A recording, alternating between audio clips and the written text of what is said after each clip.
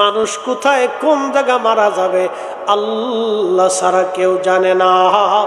জিন্দেগি বড় কঠিন। দেখেন ইরানের প্রেসিডেন্ট ইব্রাহিম রাইসি আর তিনাদের ওই পররাষ্ট্রমন্ত্রী আব্দুল্লাহিয়ান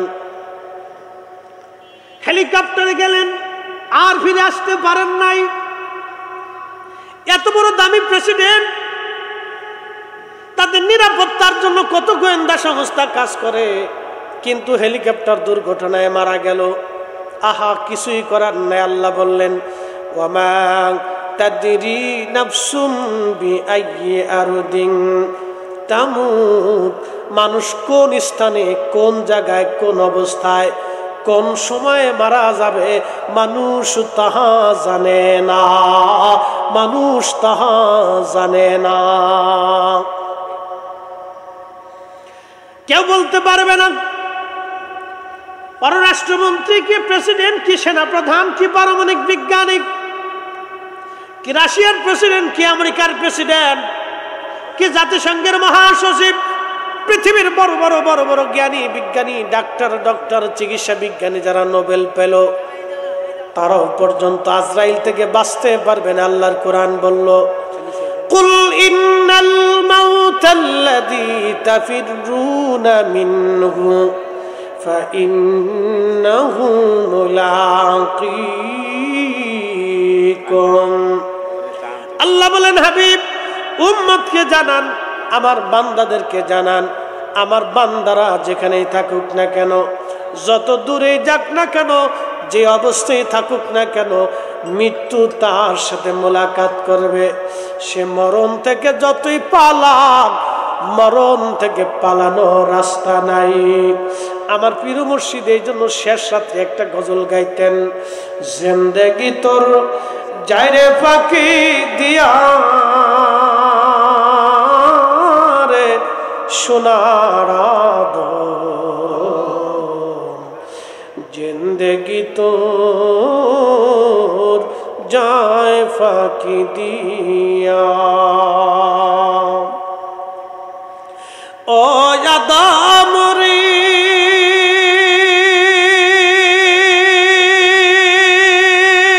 বাগ ধরিয়া গেছে দাড়ি, দন্ত আছে গোটা চারি,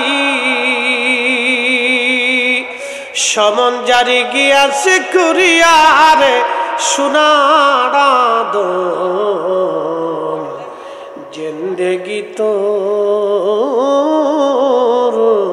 যায় ফাঁকি দিয়া, জিন্দেগি তোর যায় রে ফাঁকি দিয়া রে সোনার আদম জিন্দেগি তোর যায় ফাঁকি দিয়া। আল্লাহ ডাক দে জিবরাইল, এই বান্দার জন্য প্রথম নম্বরে তুমি নির্ধারিত করে দাও সে পৃথিবীতে কত সময় পর্যন্ত দুনিয়াতে বেঁচে থাকবে। হায়াত শেষ হয়ে গেলে 1 সেকেন্ড আগেও না পরেও না, দুনিয়ার থেকে পালিয়ে যাওয়ার আর কোনো রাস্তা নাই। খুব মনোযোগ দিয়েন। 2 নম্বর, ওই বান্দার জন্য যেটা নির্বাচিত হয়, আল্লাহ রাব্বুল আলামিন ডাক দিয়ে বলেন জিবরাইল 2 নম্বর ওই বান্দার জন্য নির্বাচন করো, তার জন্য রিজিক।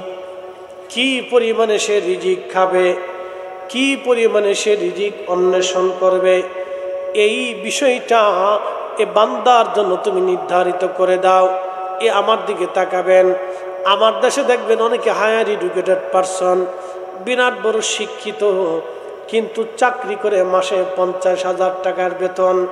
আবার আর একজন আছে লেখাপড়া কম, লেখাপড়া নাই, সে কয়েক হাজার কোটি টাকার মালিক।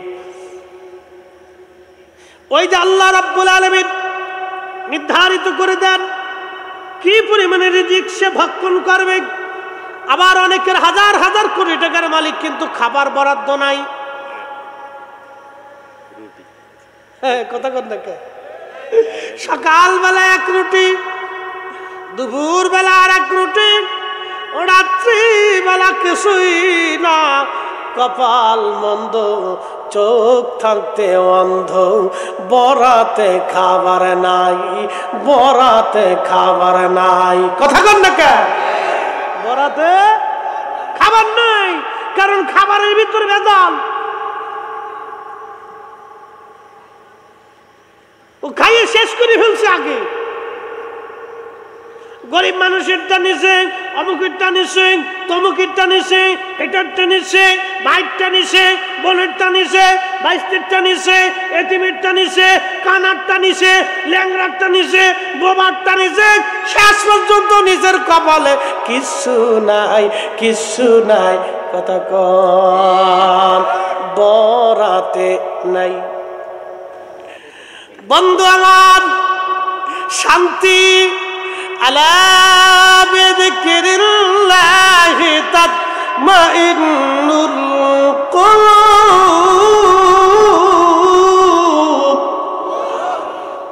সাবধান, আল্লাহর জিকিরের মধ্যে তোমার শান্তি।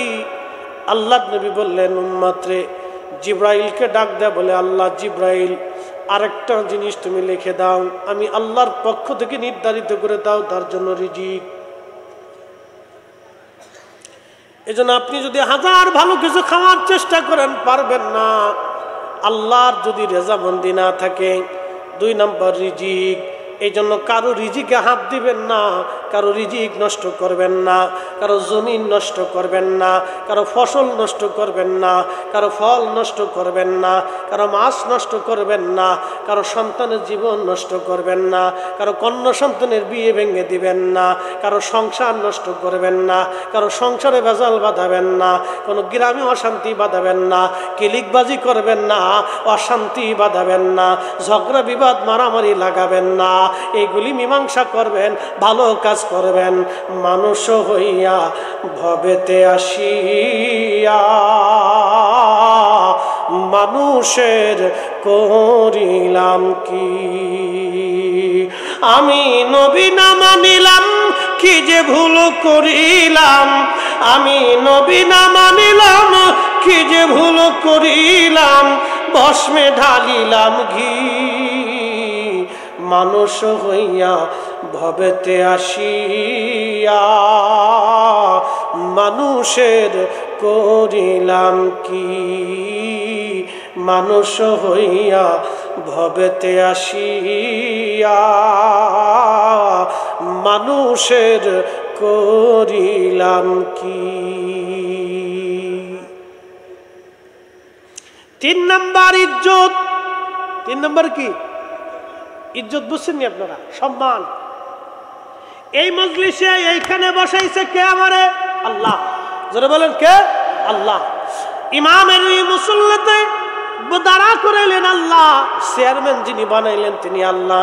সমাজের নেতৃস্থানীয় ব্যক্তি যারে বানাইলেন আল্লাহ। সমাজের সর্দার বানাইলেন আল্লাহ। মাতুব্বর বানাইলেন আল্লাহ।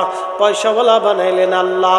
আপনাকে ওসি, ডিসি, এসপি, সেনাপ্রধান, মেজর জেনারেল, এইগুলি ব্রিগেডিয়ার, কর্নেল, ক্যাপ্টেন, এগুলি বানাইলেন আমার আল্লাহ। আল্লাহ আল্লাহ আল্লাহ। আল্লাহ ডাক দিয়ে বলে, জিবরাইল 3 নম্বর আমার বান্দার জন্য নিযুক্ত করে দাও ইজ্জত।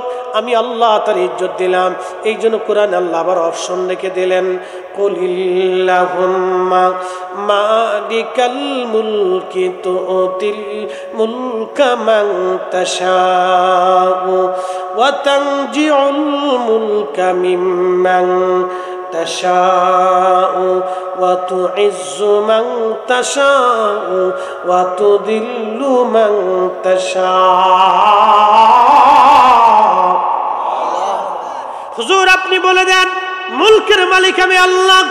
যাকে খুশি আমি আল্লাহ ইজ্জত ওয়ালা বানাই, যার কাছ থেকে খুশি আমি আল্লাহ ইজ্জত ছিনাই নেই। যারে খুশি রাজত্বের মালিক বানাই, যার কাছ থেকে খুশি আমি আল্লাহ রাজত্ব ছিনাই নেই।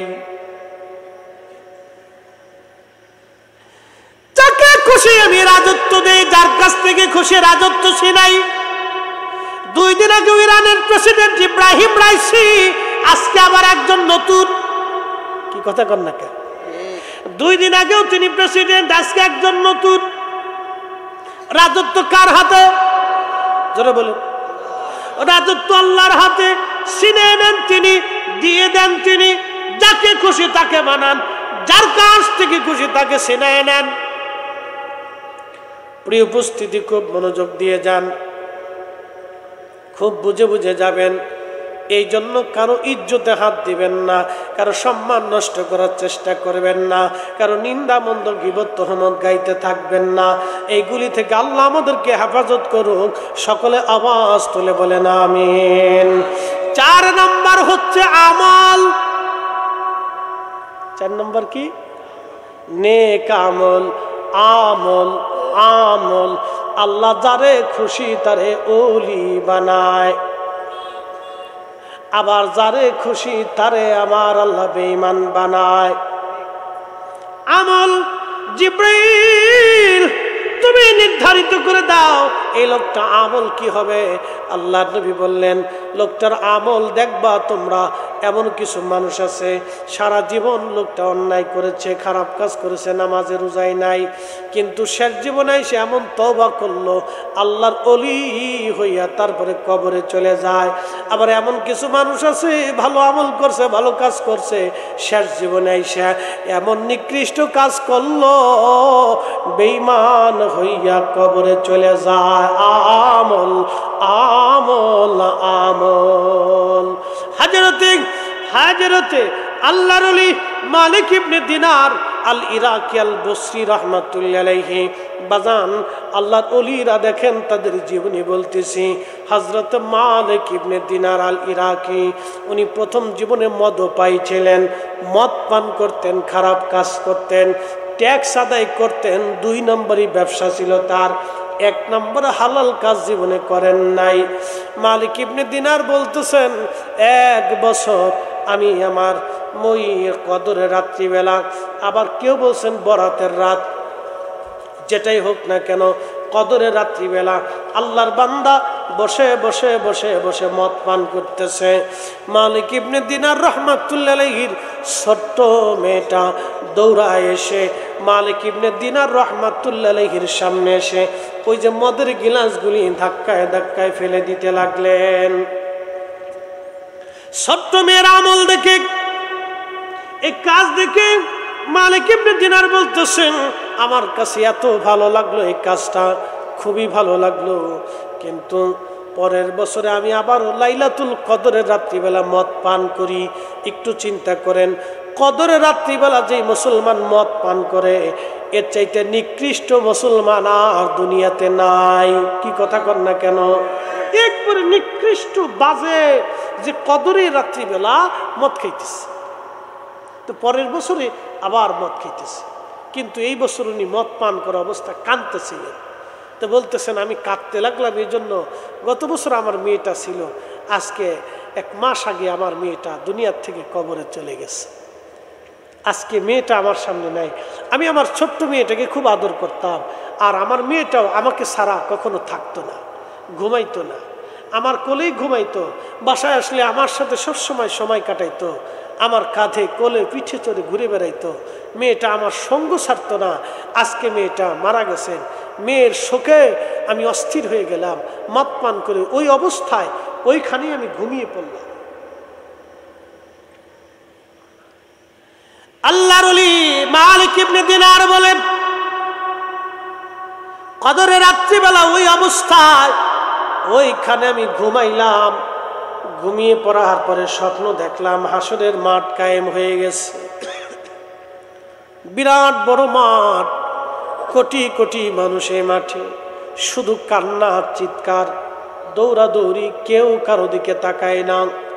নবী বললেন, আমার উম্মতরে হাসরের মাটির 3টা জায়গায় সন্তান বাবাকে চিনবে না, বাবা সন্তানকে চিনবে না, মা ছেলেকে চিনবে না, ছেলে মাকে চিনবে না, বন্ধু বন্ধুকে চিনবে না, কেউ কারো পরিচয় দেবে না, কেউ কারো দিকে তাকানোর সময় পাবে না, সবাই পেরেশান থাকবে, চিন্তিত থাকবে। এই 3টা জায়গা ওই দাউদ মুহাম্মদুর রাসূলুল্লাহ সাল্লাল্লাহু আলাইহি ওয়াসাল্লাম আমার পেয়ারা নবী ছাড়া এই সময় আর কেউ কাছে আসতে পারবে না। চিৎকার মেরে জোরে বলেন আল্লাহু আকবার। এই জন্য কাজী নজরুল লিখেছেন, শ্রেষ্ঠ নবী দিলাম রে তরিয়ে নিতে রোজ হাসরে, পথ না ভুলি তাই তো দিলে পাক কুরআনের বাণী খোদা তোমার মেহেরবানি। আল্লাহর নবী বললেন, তিনটা জায়গা সন্তান মাকে চিনবে না। প্রথম নাম্বার হলো মিজানের পাল্লা। আমার দিকে তাকাবেন, তিনটা জায়গার কোন কোন জায়গা আমাদের জানার দরকার। এক নাম্বার হলো মিজান পাল্লা, যেখানে বদি এবং নেকির পাল্লা ওজন করা হবে। আল্লাহর নবী বললেন, ডাক দিবে আব্দুল করিম, লাব্বাইকি ইয়া রাব্বুল আলামিন, আসো তোমার নেকি এবং গুনার পাল্লা ওজন করা হবে। ঠিক ওই সময় নেকি এবং গুনার পাল্লা ওজন করার সময় আল্লাহু আকবার, প্যারা নবী বলতেছেন, উম্মত রে, ওই সময় ওই লোকটা দুনিয়ার আর কারো কথা মনে রাখবে না। ওই সময় যারা ওই অবস্থার জন্য দাঁড়ায় থাকবে তাদেরও দুনিয়ার কারো কথা মনে থাকবে না, কেউ কারো দিকে তাকাইবে না। সবার একটাই চিন্তা, আজকে কি নেকির পাল্লা ভারী হবে না গুনার পাল্লা ভারী হবে? আজকে কি নেকির পাল্লা ভারী হবে নাকি গুনার পাল্লা ভারী হবে? এই জন্য আল্লাহর নবী বলেন, উম্মত, একটা খেজুর দিয়ে হলো তোমার ভাইকে খাওয়াইয়া হলো জাহান্নাম থেকে বাঁচার চেষ্টা করো। মুস্কি হাসি দিয়ে হলো তোমার ভাইয়ের সাথে কথা বলে জাহান্নাম থেকে বাঁচা। মুস্কি হাসি দিয়ে হলো তোমার ভাইয়ের সাথে মুস্কি হাসি দিয়ে কথা বলে হলো জাহান্নাম থেকে বাঁচার চেষ্টা করো। আল্লাহ নবী বলেন, উম্মত রে, এই জায়গা সন্তান মাকে ভুলে যাবে, মা সন্তান ভুলে যাবে, বন্ধু বন্ধুর কথা মনে থাকবে না, প্রতিবেশী প্রতিবেশীর কথা মনে থাকবে না, বড় কঠিন পরিস্থিতির শিকার হয়ে যাবে। আপনাদেরকে আর একটু বুঝাই দিয়ে যায়, আপনি সুদের কারবারি করলেন, ঘুষের কারবারি করলেন, করার পরে 50-100 কোটি টাকার মালিক হলেন। মালিক হয়ে যাওয়ার পরে আপনি আপনার স্ত্রীর জন্য সুন্দর একটা মনোরম বাড়ি বানাই দিলেন। ওই বাড়িতে আপনি থাকেন, কিছুদিন পরে ডাক দেয়া বলেন, বিবি রে, আমি তোমার জন্য একটা সুন্দর বাড়ি বানাইলাম, তোমার সুখের জন্য আমি সুন্দর করে এই সুদের কারবারি করলাম, ঘুষের কারবারি করিয়া আজকে কোটি কোটি টাকার মালিক হইয়া আঙ্গুল ফুলে কলা গাছ হইলাম। স্ত্রীরে আমার মন চায় আমি আরেকটা স্ত্রী গ্রহণ করব, আমি আরেকটা বিয়ে করবার চাই, সুন্দরী একটা বেডি আমার পছন্দ হয়েছে। আপনার প্রথম বউ মনে হয় মাইনে নেবে? প্রিয় উপস্থিতি, খুবই মনোযোগ দিয়ে শুনবেন। হযরত মালিক ইবনে দিনার রাহমাতুল্লাহ আলাইহির কথা বলছিলাম। মালিক ইবনে দিনার রাহমাতুল্লাহ আলাইহি, মালিক ইবনে দিনার রাহমাতুল্লাহ আলাইহি, তিনি ওই যে বিরাট বড় মহেশ্বরের মাঠ, এই মাঠের কথা বলতে যা বলছিলাম, 3 জায়গা কেউ কারো কথা মনে রাখবে না, কিন্তু আল্লাহর হাবিব উম্মতকে ভুলবে না। একবার জোরে বলা যাবে কি মারহাবা? আহা, আল্লাহ রাসূল বলতেছেন, উম্মত রে, প্রথম নম্বরে মিজানের পাল্লা, এই জায়গা কেউ কারো কথা মনে থাকবে না। 2 নম্বর আমল নামা ডান হাতে না বাম হাতে। যখন হাসরবাসীদেরকে ডাক দিয়ে আল্লাহ বলবেন, আসো, এখন তোমাদের হাতে আমল নামা দেওয়া হবে। আমল নামা যাদের ভালো, সামনের থেকে তাদের আমল নামা দেওয়া হবে। আমল নামা যাদের খারাপ, পিছন দিক থেকে আমল নামা দিয়ে দেওয়া হবে হাতে। সেই দিনও বড় কঠিন, ওই সময় কেউ কারোর কথা মনে রাখবে না, সবাই সবাইকে ওই সময় ভুলে যাবে, কেউ কারো কথা মনে নাই। আল্লাহ নবী ডাক দে বলুন, মাত্রে 3 নম্বর ফুলসিরাতের ঘাট। ফুলসিরাত পাড়ি দেওয়ার সময় বড় কঠিন, জাহান্নামীরা পুরে পুরে কেটে কেটে জাহান্নামে পড়ে যাবে। এই কঠিন সময় ফুলসিরাতের ঘাটে আহা, কে পার হবে, কে পার হতে পারবে না। এই কঠিন পেরেশানিতে মানুষগুলি সবাই সবাইকে সেই দিন ভুলে যাবে। কিন্তু আমার নবী হযরত খাদিম রাসূল আনাস রাদিয়াল্লাহু আনহুকে ডাক দিয়ে বললেন, একদিন খাদিম রাসূল হযরত আনাস তিরমিজি বাবু শাফার মধ্যে এসেছে, হযরত আনাস রাদিয়াল্লাহু আনহু নবীকে ডাক দিয়ে বলেন, ইয়া রাসূলুল্লাহ, নবী গো, কিয়ামতের মাঠে আপনি আমারে দয়া করে বলে যান, আপনি আমারে সারা জান্নাতে যাবেন না। নবীজি, আমি খাদেম আনাসকে নিয়ে তারপর আপনি জান্নাতে যাবেন। আল্লাহর নবী ওয়াদা করে বললেন, আনাস রে, আমি নবী ওয়াদা করলাম তোমাকে নিয়ে আমি জান্নাতে চলে যাব। খাদেম রাসূল আনাস বলতেছেন, হুজুর জান, কিয়ামতের ময়দানে কোন জায়গা গেলে আপনারে পাওয়া যাবে? আল্লাহর নবী ডাক দেয়া বলেন, আনাস রে, প্রথমত আমার তুমি মিজানের পাল্লার কাছে গেলে পাবা। বলি, ইয়া রাসূলুল্লাহ, মিজানে যদি না পাই কোন জায়গা গেলে আপনাকে পাবো? বলে, আনাস রে, আমার তুমি হাউজে কাউসারের কাছে গেলে পাবা। বলে, হুজুর হাউজে যদি না পাই কোন জায়গায় গেলে পাবো? আনাস রে, আমার তুমি ফুলসিরাতের ঘাটে গেলে পাবা। বলে, হুজুর ফুলসিরাতে যদি না পাই কোন জায়গা গেলে পাবো? আল্লাহর নবী ডাক দেয় বলেন, আনাস রে, আমারে তুমি এই তিনটা জায়গা কিয়ামতের ময়দানে অবশ্যই পাবা। আমার একটা উম্মত যাতে জাহান্নামে না যায়, আমি নবী তিনটা জায়গা সবসময় দৌড়াদৌড়ি করতে থাকবো। একবার জোরে বলা যাবে কি আল্লাহু আকবার? তাহলে বলেন নবীর দুরূদ। আল্লাহর নবী ডাক দিয়ে বলেন, উম্মত, দুনিয়াতে যে উম্মত আমি নবীর উপরে বেশি বেশি করে দুরূদ শরীফ পড়ে, কিয়ামতের ময়দানে ওই উম্মত আমি নবীর কাছাকাছি থাকবে, আমি নবীর পাশাপাশি থাকবে, আমি নবীর নৈকট্য সে হাসিল করবে যারা দুনিয়াতে বেশি বেশি করে দুরূদ শরীফ পড়ে। আল্লাহর নবী বলেন, মান সাল্লা আলাইয়া ফি ইয়াউমিন আলফা মাররা, উম্মতরে প্রত্যেকদিন যদি তুমি 1000 বার করে দুরূদ শরীফ পড়ো, লাম ইয়ামুত, মরণ হবে না, হাত্তা ইয়ারা মাকআদাহু মিনাল জান্নাহ, দুনিয়া থেকে জান্নাতের মাকআদা না দেখা পর্যন্ত, জান্নাতের ঠিকানা না পাওয়া পর্যন্ত তোমার মউত আসবে না। চিৎকার মেরে জোরে বলেন না সুবহানাল্লাহ। শুধু জমিন না, এই বিশ্ব না, যত বিশ্ব আছে, মারহাবা বলবেন না? শুধু এই বিশ্ব না, যত বিশ্ব আছে, শুধু এই পৃথিবী না, যত জগৎ আছে, শুধু এই জড় জগৎ না, রুহের জগৎ, নূরের জগৎ, রেহেমের জগৎ, বারজাখের জগৎ, কিয়ামতের জগৎ, জান্নাতের জগৎ, ফুলসিরাতের জগৎ, যত জগৎ আছে আল্লাহর, সব জগতের রব হলো আল্লাহ। আলহামদুলিল্লাহি রাব্বিল আলামিন। এই জন্য বিশ্ব নবী বললে নবীজির শানে বেমানান হয়, বরখেলাপ হয়, বেমানান হয়। আল্লাহ বলছেন রাহমাতুল লিল আলামিন, আর আমি আল্লাহ রব্বুল আলামিন। আল্লাহ ডাক দা, হাবিব আমি রব্বুল আলামিন, আপনি রহমাতুল লিল আলামিন। আমি মালিকি ইয়াউমিদ্দিন, বিচার দিনের মালিক আমি আল্লাহ।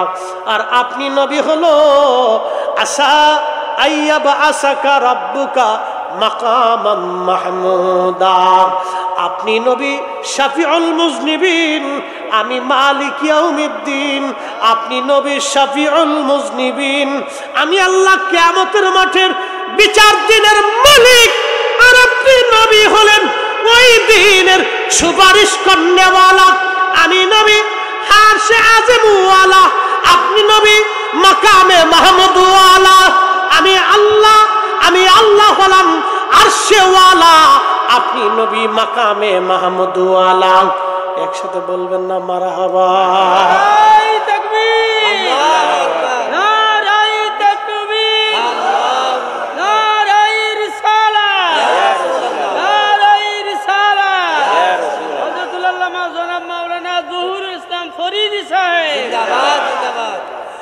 ওরে রাহমাতুল লিল আলামিন, আপনি উম্মতের জাবিন, গুনাহগারের অতি আপনজন। আল্লাহর নবী নূরের নবীও আপনি আমার জীবনের জীবন। আবার বলি, আল্লাহ হলো রাব্বুল আলামিন, আমাদের নবী রাহমাতুল লিল আলামিন। আল্লাহ হলো মালিক ইয়াউমিদ্দিন, আমাদের নবী শাফিউল মুজনিবিন। আল্লাহ হলো আরশে ওয়ালা, আমাদের নবী মাকামে মাহমুদ ওয়ালা। আল্লাহ হলো ক্ষমা করনেওয়ালা, আমাদের নবী সুপারিশ করনেওয়ালা। আর আল্লাহ হলো আল্লাহ হলো আল্লাহ, আর আমাদের নবী হলো হাবিবুল্লাহ। আল্লাহ হলো রহিম, আমাদের নবী রহিম। আল্লাহ হলো রহমানুর রহিম, আর আমাদের নবী বিল মুমিনিনা রাউফুর রহিম। আল্লাহু আকবার। আল্লাহ রাব্বুল আলামিন তার রাসূলকে এত ইজ্জত দিলেন, বিশ্ব নবী বললে আমার নবীর ইজ্জতের হানি হয়, সম্মানের হানি হয়। আমার নবীর কথাটা একেবারে নবীর ইজ্জতে বেমানান হয়ে যায়। এই জন্য আল্লাহ যতগুলি রকম দিয়েছেন হাবিবুল্লাহ, এই হাবিবুল্লাহ আমাদের বোঝা দরকার। হাবিবুল্লাহ আল্লাহর বন্ধু। আজ থেকে 900 বছর। কষ্ট হইতেছে আপনাদের? 15 মিনিট চলবে? হ্যাঁ, আর 15 মিনিট হবে ইনশাল্লাহ। তাহলে একসাথে বলি তো আল্লাহু আকবার। বলি না ইয়া রাসূলুল্লাহ। হাবিবুল্লাহ ইব্রাহিম খলিলুল্লাহ, আমাদের নবী হাবিবুল্লাহ আর ইব্রাহিম খলিলুল্লাহ। আল্লামা ইমাম কাজী আয়াজ আল মালিকি আজ থেকে 900 বছর আগে একখানা কিতাব লিখলেন, কিতাবুশ শিফা। এই শিফার ব্যাখ্যা করেছেন আল্লামা ইমাম মোল্লা আলী কারি, শরহে শিফা। এই দুইটা কিতাবের মধ্যে লেখা হয়েছে। আল্লামা ইমাম খুফাজি নাসিমুর রিয়াদের মধ্যে লিখেছেন আল্লাহু আকবার। আল্লাহর খলিল ইব্রাহিম খলিলুল্লাহ, আর আমাদের নবী হলেন হাবিবুল্লাহ। খলিলুল্লাহ এবং হাবিবুল্লাহর মধ্যে তফাৎ কি আজকে বুঝে যাবেন। আজকে আপনারা খলিলুল্লাহ হলো আল্লাহ যাহা বলতেন তাহাই করতেন, আল্লাহ যাহা চাইতেন তাহাই দিতেন, আল্লাহ যাহা বলতেন তাহাই করতেন, আল্লাহ যাহা বলতেন তাহাই করতেন। আল্লাহকে খুশি করতেন, আল্লাহকে খুশি করতেন, আল্লাহকে খুশি করতেন, আল্লাহকে খুশি করতেন। তিনি হলো খলিলুল্লাহ। আল্লাহকে খুশি করতেন, তিনি হলো খলিলুল্লাহ। আর হাবিবুল্লাহ হলো আল্লাহ যারে খুশি করতেন তিনি হাবিবুল্লাহ, আল্লাহ যারে খুশি করতেন তিনি হাবিবুল্লাহ, আল্লাহ যারে খুশি করতেন তিনি হাবিবুল্লাহ। তিনি আমার আপনার নবী রাহমাতুল লিল আলামিন হাবিবুল্লাহ। চিৎকার মেরে বলেন হাবিবুল্লাহ, আরো জোরে বলেন হাবিবুল্লাহ, আরো জোরে বলেন হাবিবুল্লাহ, হাবিবুল্লাহ, হাবিবুল্লাহ, হাবিবুল্লাহ।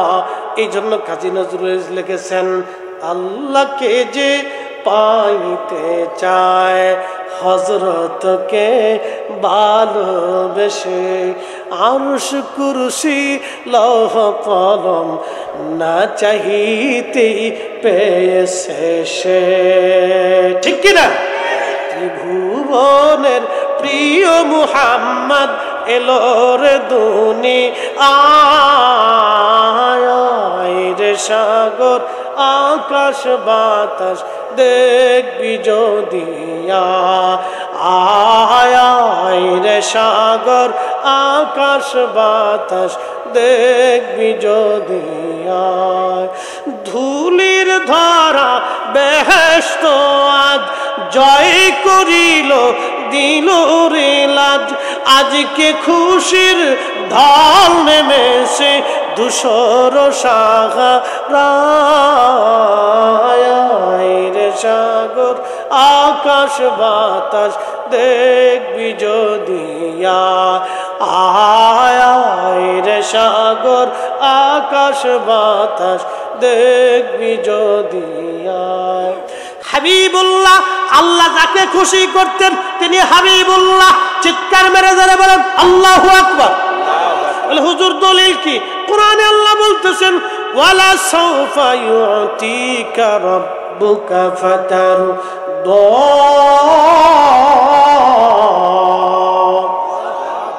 আল্লাহ ডাক দেখে, হাবিব আমি অচিরে আপনাকে খুশি করব, সন্তুষ্ট করব, রাজি করব। বন্ধু চিন্তার কারণ নাই, নবী চিন্তায় পেরেশান।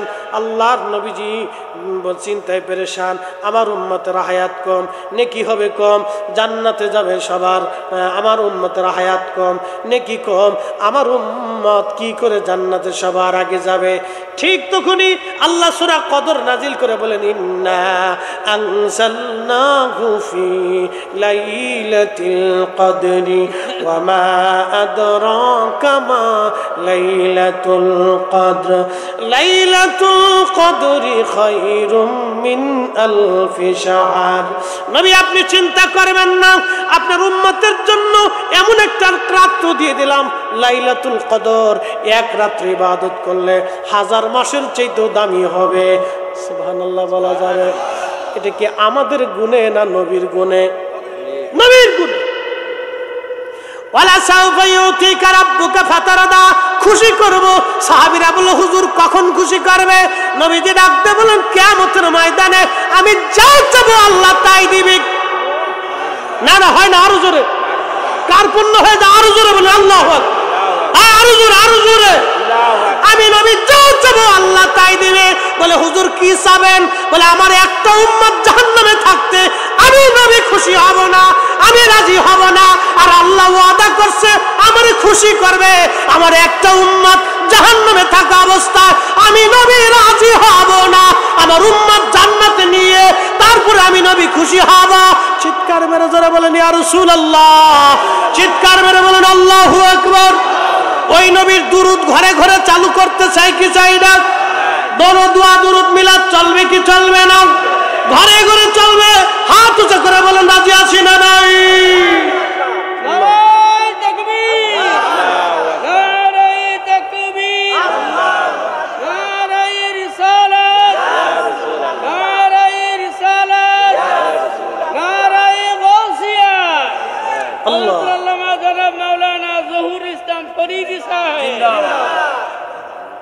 হক কোরআন পড়ো, হাদিসে পড়ো, ফুটাও সুন্নিয়ত, ভালোবাসো আল্লাহ রসুল আহলে বায়াত, ভালোবাসো আল্লাহ রসুল আহলে বায়াত। কোরআন পড়ো, হাদিসে পড়ো, ফুটাও সুন্নিয়ত, ভালোবাসো আল্লাহ রসুল আহলে বায়াত, ভালোবাসো আল্লাহ রসুল আহলে বায়াত। সেই পথে চলো আশিকে তোমরা, যে পথে চলেছে সাহাবারা। সেই পথে চলো আশিকে তোমরা, যে পথে চলেছে সাহাবারা। ধন্য হবে মানব জীবন, ধন্য হবে মানব জীবন, পাবে নবীর শাফায়াত।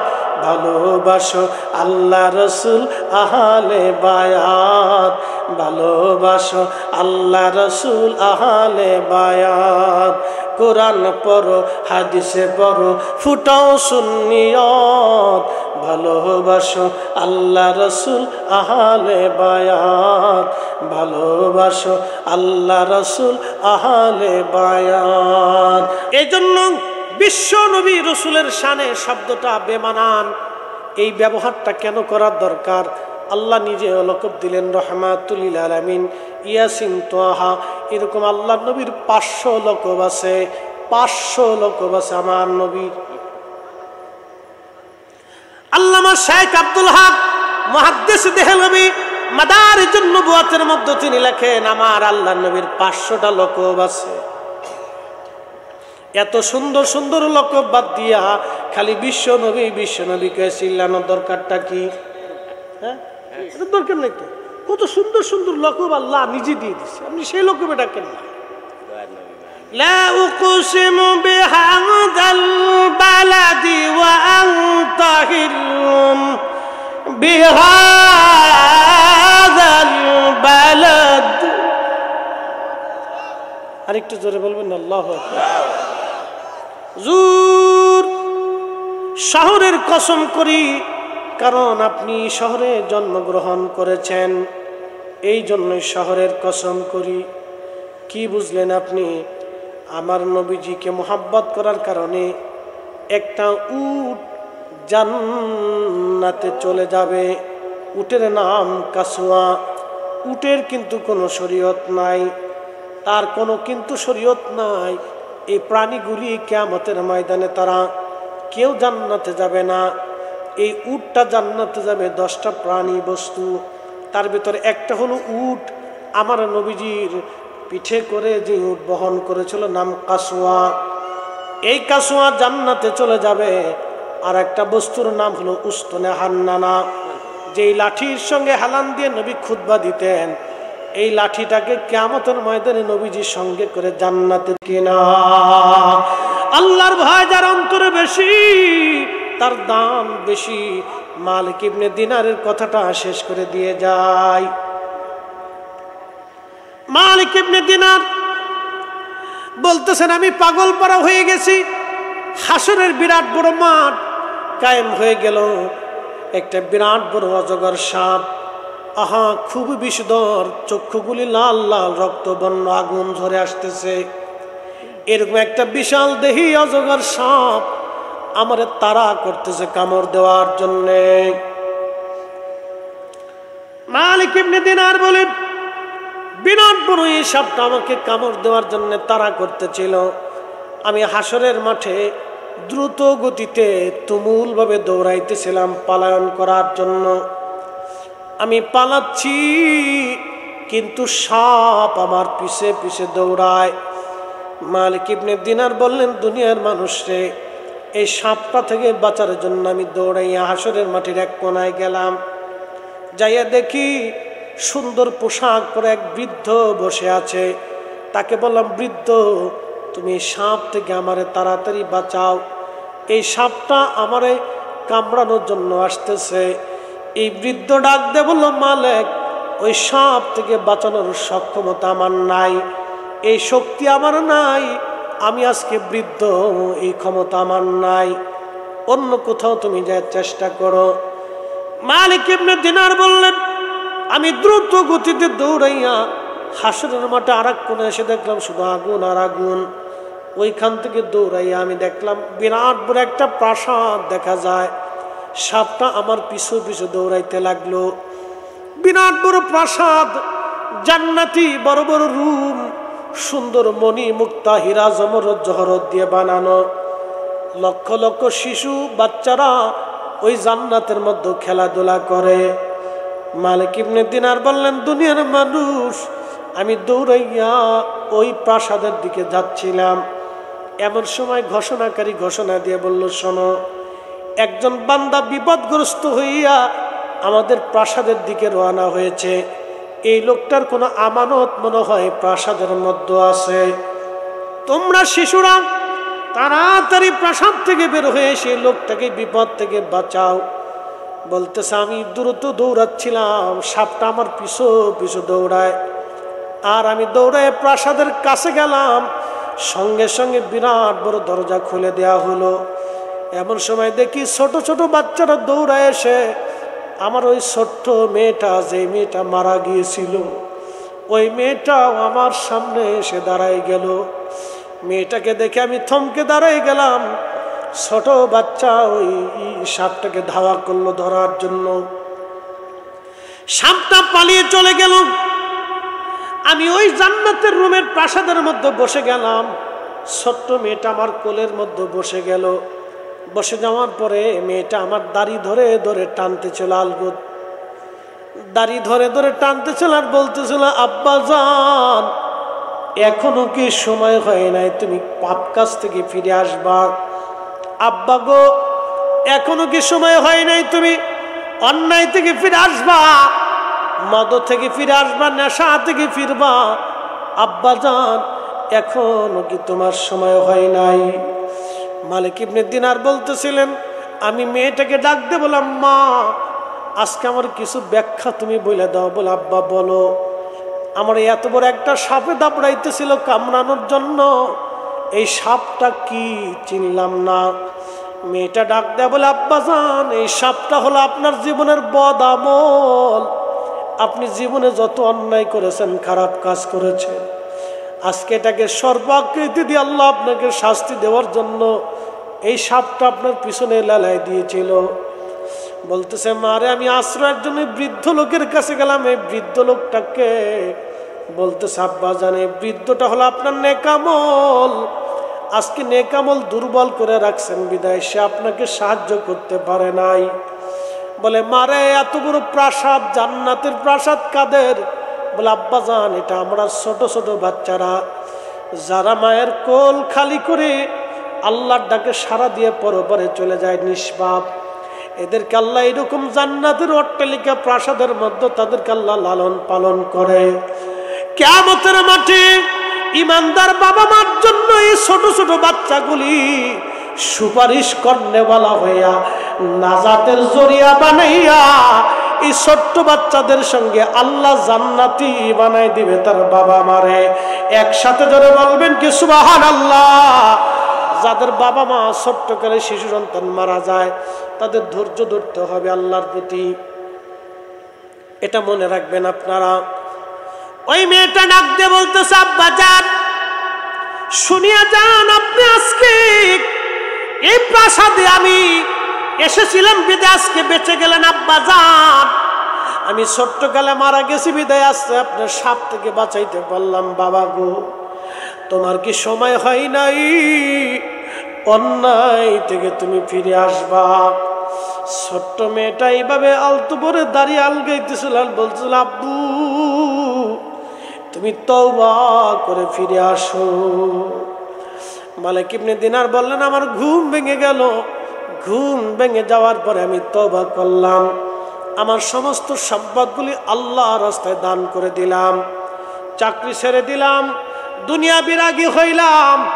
আমি দুনিয়া বিরাগী হইয়া আল্লাহ পাওয়ার জন্য দুনিয়ার সব সংসারের মোহ ত্যাগ করে দিয়ে আমি তওবা করিয়া আল্লাহ পাওয়ার জন্য আমি দিক দিগন্তর ঘুরে ঘুরে বেড়াইতে লাগলাম। পৃথিবীর বড় বড় ইমামরা তার প্রশংসা করেছেন। বিশ্ববিখ্যাত মুহাদ্দিস আল্লামা ইমাম আবুল ফারাজ ইবনুল জৌজি উয়ুনুল হাকাতের মধ্যে তার জীবনের অনেক কারামত লিখেছেন।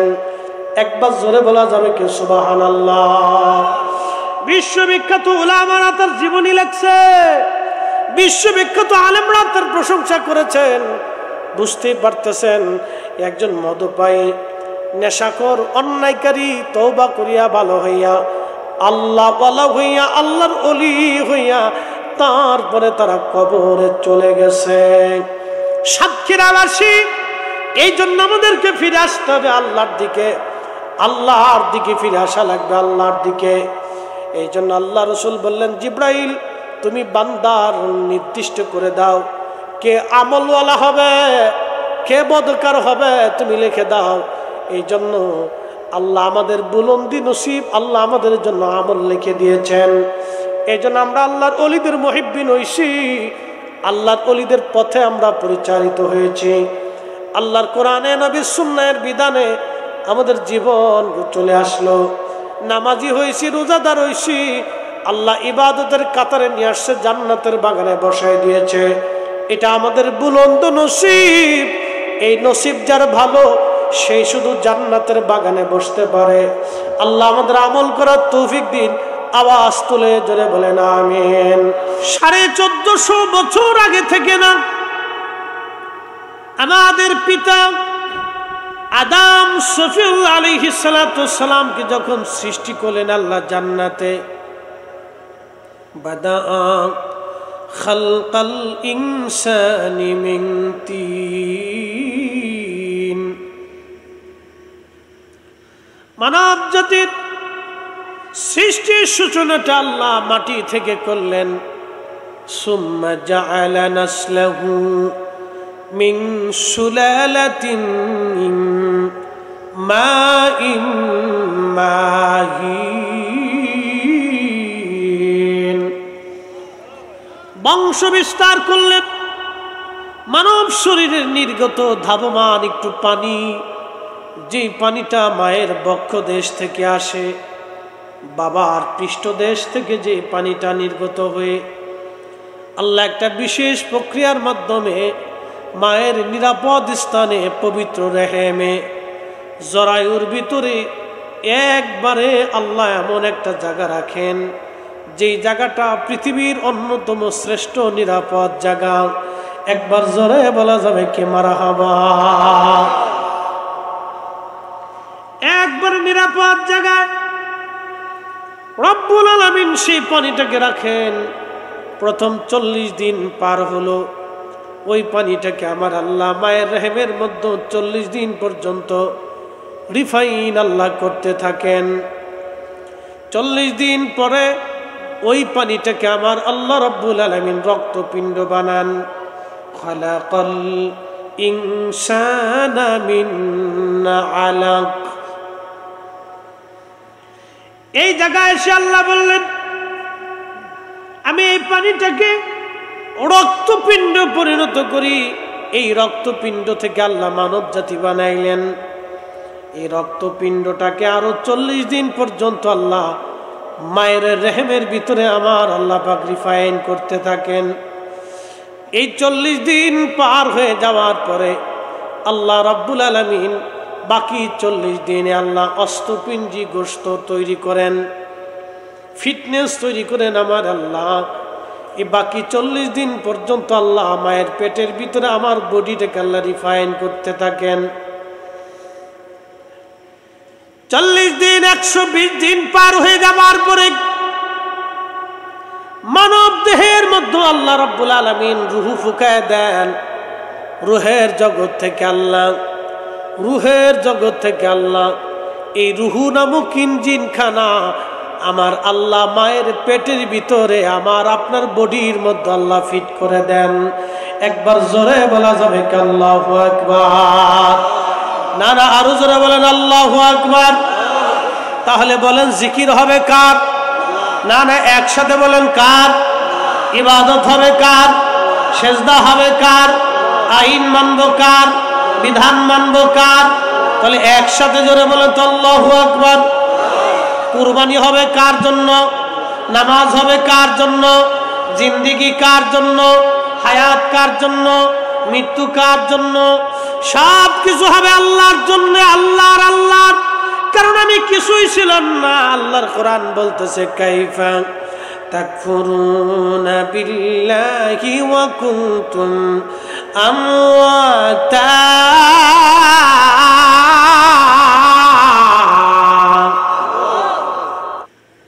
আল্লাহর কোরআন বলল, কাইফা তাকফুরুনা বিল্লাহি ওয়া কুনতুম আমওয়াতান ফাআহইয়াকুম সুম্মা ইউমীতুকুম সুম্মা ইউহয়ীকুম সুম্মা ইলাইহি তুরজাউন।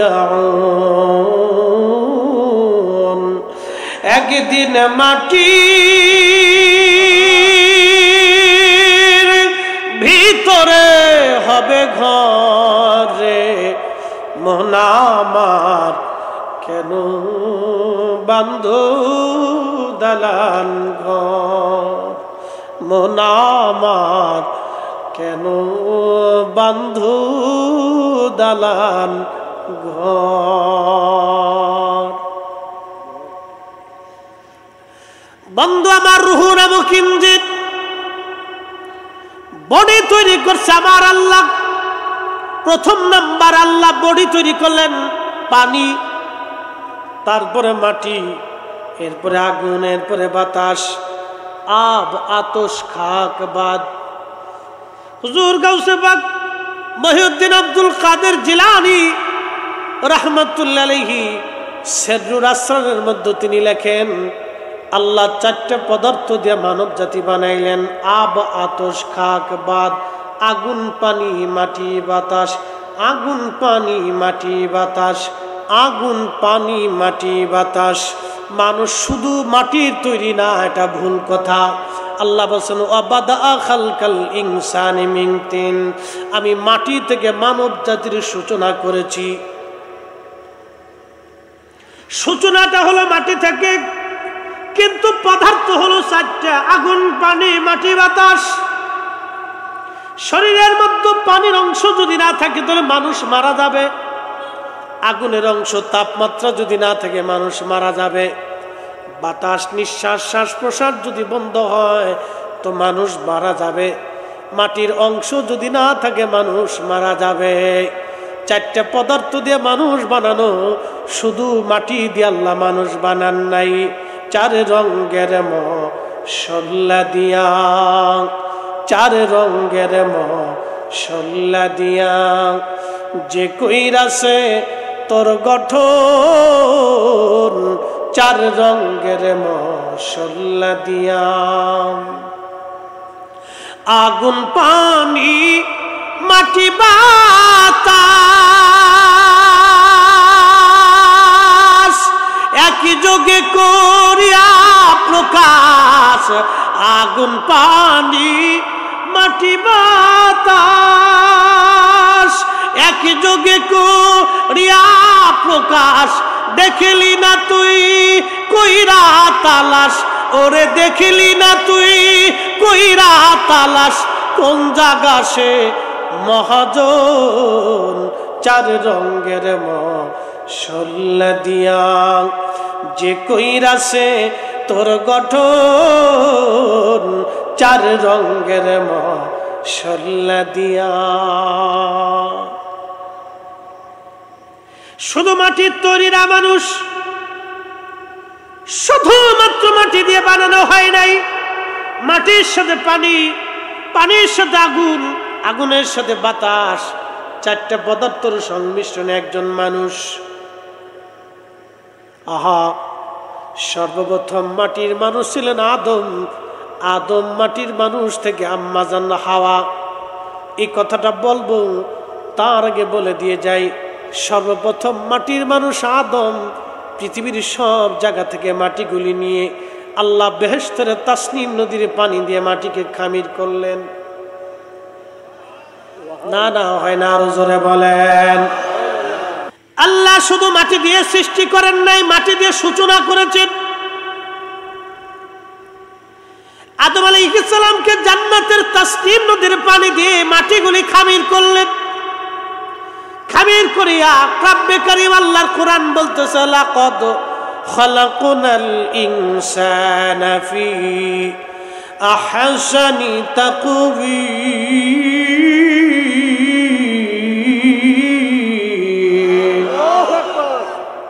তামাম সৃষ্টি, নবমণ্ডল, ভূমণ্ডল,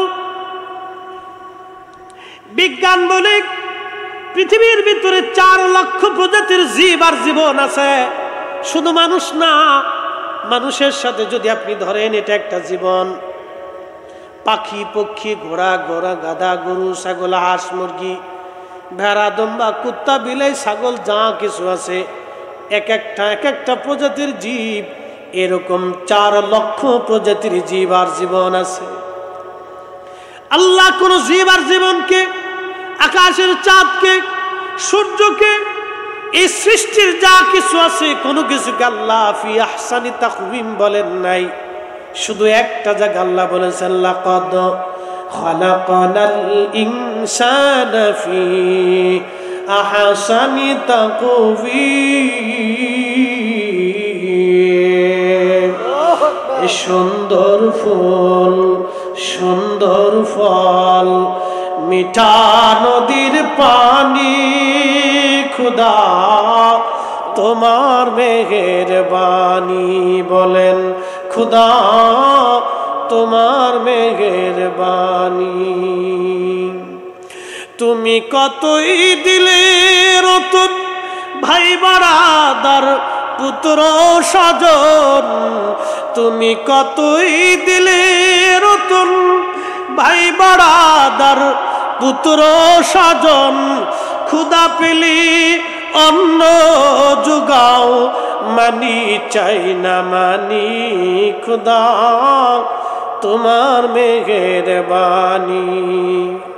শ্রেষ্ঠ নবী দিলাম রে তরিয়ে নিতে রোজা হাসরে। আল্লাহু আকবার। না না, আরো জোরে বলেন, আল্লাহু আকবার। শ্রেষ্ঠ নবী দিলাম রে তরিয়ে নিতে রোজা হাসরে। পথ না ভুলি তাই তো দিলে পাক কোরআনের বাণী খুদা তোমার মেহেরবানি সুন্দর ফল মিঠা নদীর পানি খুদা তোমার মেহেরবানি। ছোটকালে যখন আমাদের নাতি পুতি বলেন বাচ্চা কাচ্চা বলে ছোট্টকালে মায়ের কোলে কত সুন্দর লাগে।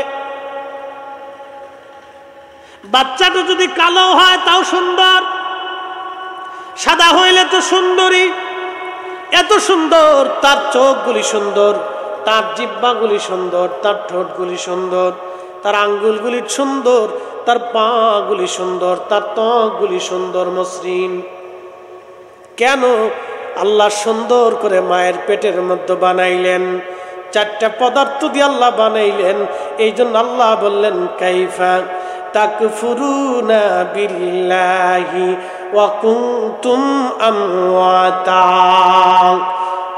এমন জাতি, তুমি মৃত ছিলে, অস্তিত্বহীন ছিলে, আমি রব্বে করিম তোমার অস্তিত্ব দিলাম, তোমার আমি দুনিয়ার মুখ দেখাইলাম, সৌন্দর্য দিলাম, চেহারা দিলাম, চোখ দিলাম, নাক দিলাম, ঠোঁট দিলাম, জিহ্বা দিলাম, জবান দিলাম, তুমি এত কিছু পাইলা, তারপরে কি করে তুমি আমি আল্লাহকে অস্বীকার করো? কি করে তুমি নামাজ পড়ো না? কি করে রোজা রাখো না? কি করে তুমি হজ করো না? কি করে তুমি যাকাত দাও না? কে তোমাকে আল্লাহ থেকে জুদা করলো? কে তোমাকে আল্লাহর আইন থেকে জুদা করলো? কে তোমাকে কোরআন থেকে জুদা করলো? কে তোমাকে রসুলের প্রেম থেকে জুদা করে দিল? কে এই সর্বনাশ তোমাকে করে দিল? এই জন্য সাহাবীরা নিজের জীবনের সব কিছু দিয়ে দেখবেন, তাদের জীবনীর মধ্যে দেখা যায় তারা নবীর কদম মুবারক তারা ছেড়ে দেয় নাই। কথা বলেন ঠিক কিনা? সাতক্ষীরাবাসী মনোযোগ দিয়ে শুনে যাবেন। আদম সফিউল্লাহকে আল্লাহ রাব্বুল আলামিন জান্নাতের মধ্যে বানাইলেন। সুন্দর অবয়ব দিয়ে আল্লাহ নবী আদমকে বানাইলেন। আদম আলাইহিস সালামের স্ট্রাকচার আল্লাহ পাকের ইচ্ছা অনুযায়ী হয়েছিল, খুব সুন্দর। এই জন্য তাফসীরের মধ্যে আসছে আদমের চাইতে বেশি সুন্দর পৃথিবীর মধ্যে কেউ ছিল না। যদি আমার রাসূল করিম ছিলেন অনন্য, আল্লাহর হাবিবের কোনো তুলনা হয় না, বেমিসাল। আদম আলাইহিস সালাম বাবা হিসেবে অনেক সুন্দর ছিলেন তিনি।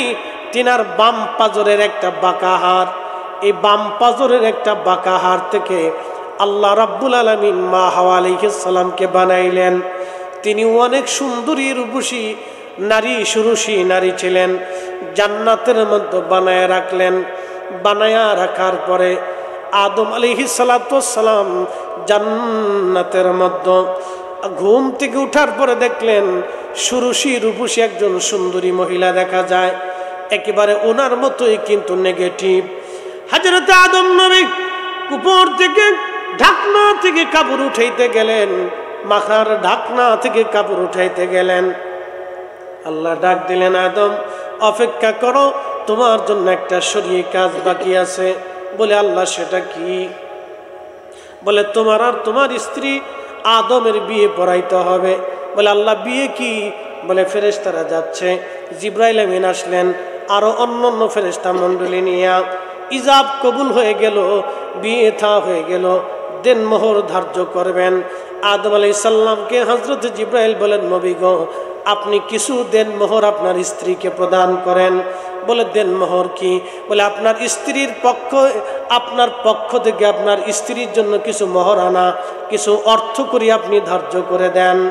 হযরত আদম নবী বললেন, জিবরাইল আল্লাহর বাড়ি খায়, আল্লাহর বাড়ি ঘুমায়, আমি দেল মোহর কোথায় পাবো? আদম আলাইহিস সালাম ডাক দিয়ে বললেন, ও জিবরাইল, আমি আল্লাহর বাড়ি খাই, আল্লাহর বাড়ি ঘুমাই, আল্লাহর জান্নাতে থাকি, আমার নিজস্ব কোনো তো অর্থ করি নাই।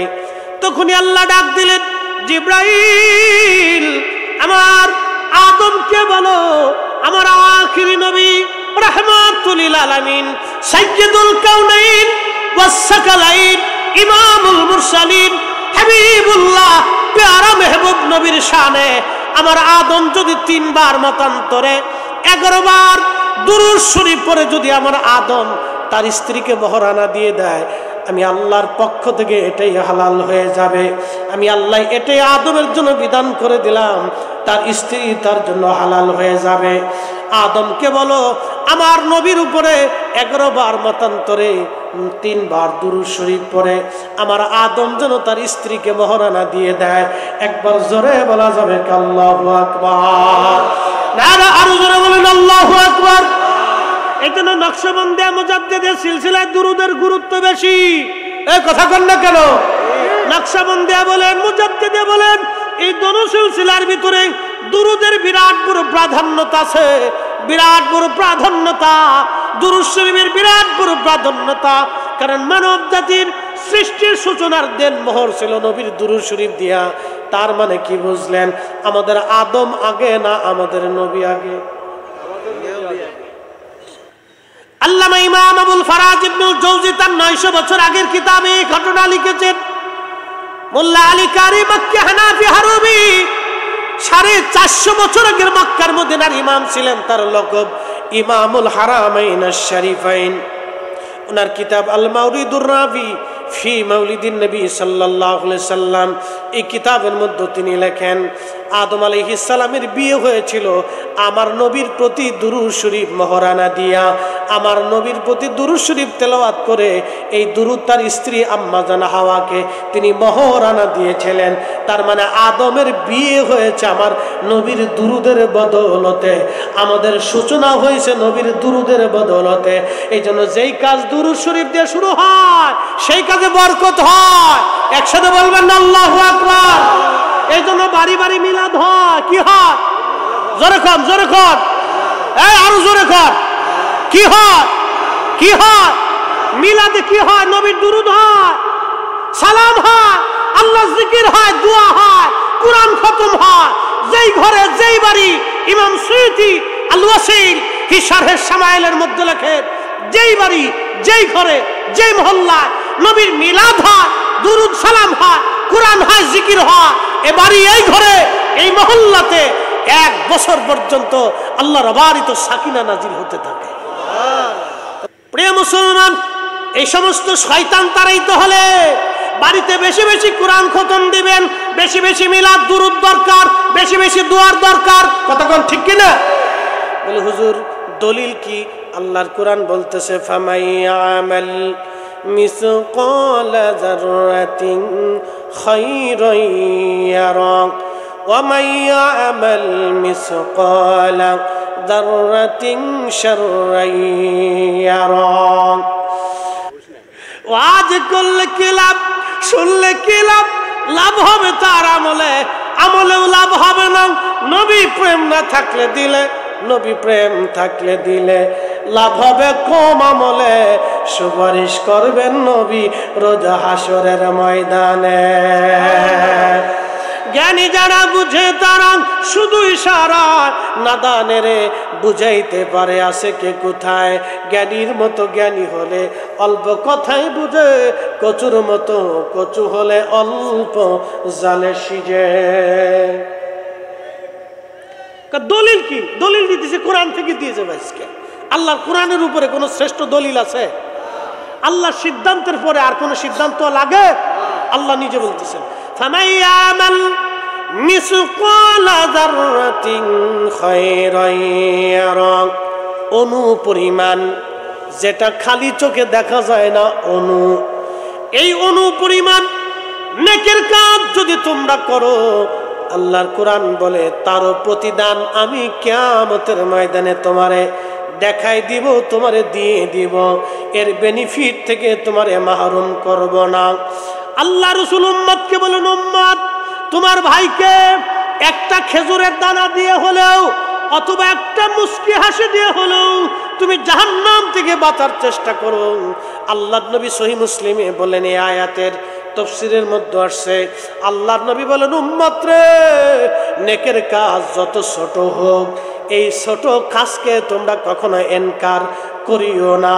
একবারে ছোট্ট নেকের কাজ দিয়ে হলো তোমরা জাহান্নাম থেকে বাঁচার চেষ্টা করো। একবার জোরে বলা যাবে কি আল্লাহু আকবার।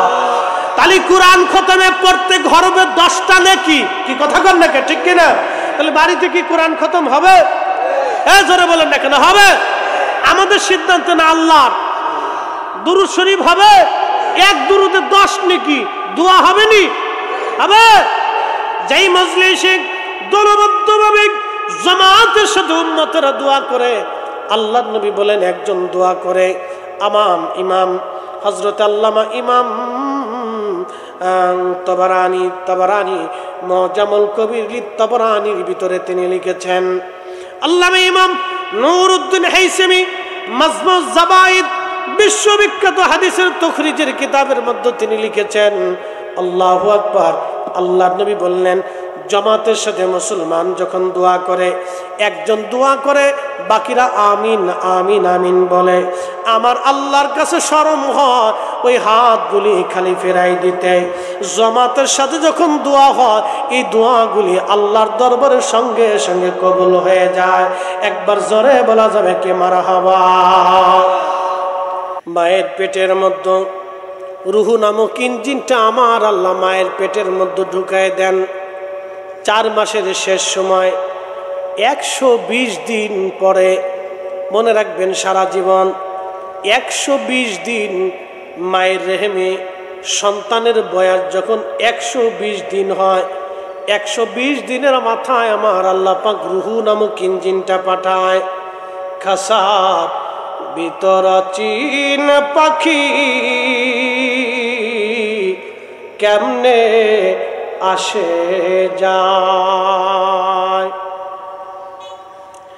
এই যে রুহু ইঞ্জিনটা আমার আল্লাহ রাব্বুল আলামিন মায়ের রেহেমের ভিতরে 120 দিন পরে আল্লাহ পাক ঢুকায় দেন। জিব্রাইল আমিন যখন রুহু নামক ইঞ্জিনটা মায়ের পেটের মধ্যে যখন ঢুকায়, তখন ঢুকাই দেওয়ার পরে, ফুৎকার দেওয়ার পরে আল্লাহ ডাক দেয়, জিব্রাইল 4টা জিনিস আমার এই বান্দার জন্য নির্ধারিত করে দাও। কয়টা? জোরে বলেন কয়টা? আমার দিকে তাকান, খুব গুরুত্বপূর্ণ কথাগুলি। মানুষের দেহের ভিতরে যখন রুহু আসে 1 মাস 20 দিন, দুঃখিত 120 দিন মাসের শেষ দিনের মাথায় আল্লাহর রুহের জগৎ থেকে রুহুটা এনে আল্লাহ মায়ের দেহের ভিতরে, বাচ্চার দেহের ভিতরে, মায়ের রেহেমের ভিতরে আল্লাহ রুহুটা ফুঁকায় দেয়। একসাথে বলবেন আল্লাহু আকবার। এক দেহের ভিতরে কয় জীবন? না 2 জীবন। এক দেহের ভিতরে কয় জীবন? মায়ের রেহেমের ভিতরে যখন আমরা মায়ের পেটে ছিলাম তখন 2 জীবন। মার 1 জীবন আর আমার আর 1 জীবন, 2 জীবন। এক পেটের ভিতরে একসাথে 2 জীবনের খাবার, 2 জীবনের নিঃশ্বাস, 2 জীবনের পানি, 2 জীবনের অক্সিজেন, 2 জীবনের নাইট্রোজেন, হাইড্রোজেন, যা যা প্রয়োজন যিনি ব্যবস্থা করছেন তিনি কে? তাহলে জিকির হবে কার? দোয়া কার কাছে? মনে রেখেন সারা জীবন।